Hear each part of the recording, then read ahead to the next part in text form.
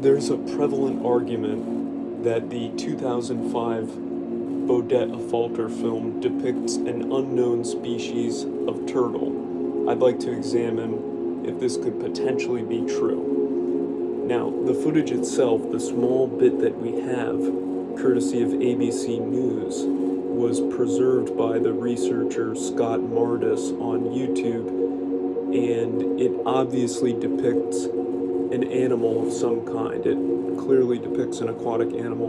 Now, I have done videos on, witness testimony of people who have seen this video, which was uploaded as Pete's Serpent on Facebook in 2005, and what they describe is not a turtle, and they specifically delineate and say that it was much more, at least superficially, similar to a monitor lizard.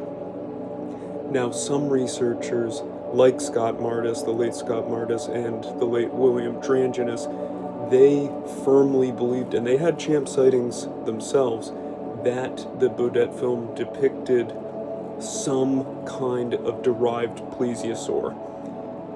Now, you have other researchers who I think are perhaps the more modern thinkers, like Katie Elizabeth, who are suggesting that this is an entirely unknown kind of animal. And I think that that's more reasonable. There's basically a 0% chance that these are Mesozoic animals in terms of plesiosaurian, pliosaurs, moses, any of the marine reptiles. Basically 0% chance, just due to their active metabolisms, we would be able to observe them. Whereas this is an animal, these lake monsters are an animal that is not rigid-bodied in the same way. It has different proportions. The animals that are responsible for lake and sea serpent sightings have a long body, a long tail, and a long neck. Now, could a turtle be responsible for this? No.